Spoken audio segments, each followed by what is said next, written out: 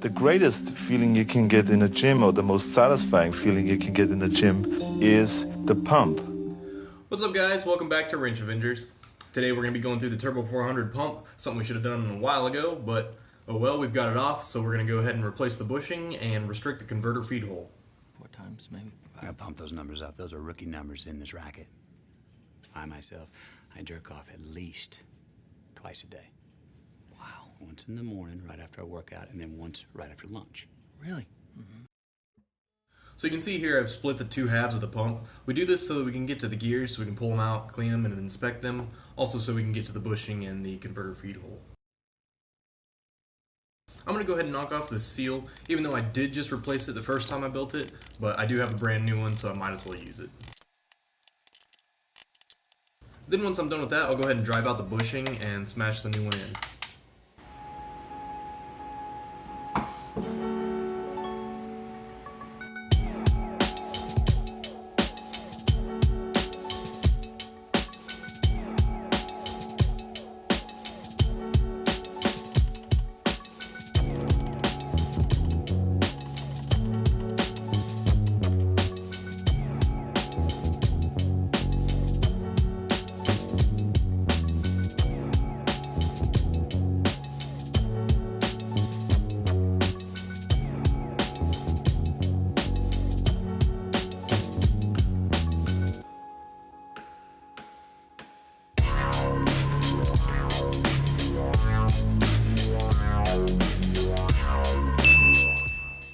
Now that we got all that finished up, I'm going to go ahead and tap the converter feed hole the same way that I tap your mom with my really small tool.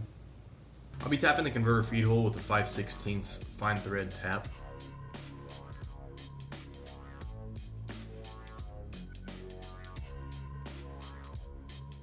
And then I'll go ahead and plug the hole with a 5/16 set screw, and then drill a hole in the set screw with a 5/32 drill bit.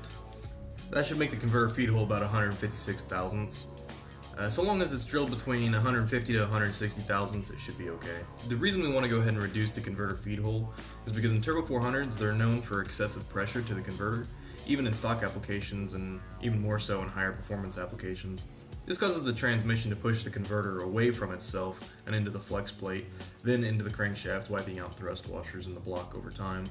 So to reduce the chances of this happening, we reduce the converter feed hole.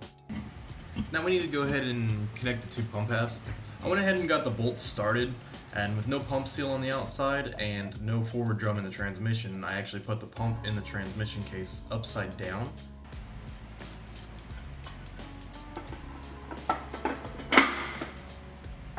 This allows you to have access to the pump bolts, and it lines the sides of the pump up. You may need to turn the pump slightly to get everything lined up exact, but this trick helps to get the pump lined up initially.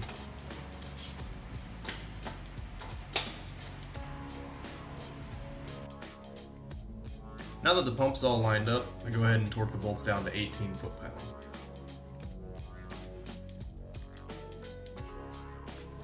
Okay, so now we're all finished with the pump. As you can see, it really wasn't so bad. Just, tapping and drilling a little bit, it's not a big deal. And hopefully if we did it right, we won't have any problems with our thrust washers. Anyway guys, thanks for watching. If you like the video, give it a thumbs up, leave a comment, and don't forget to subscribe.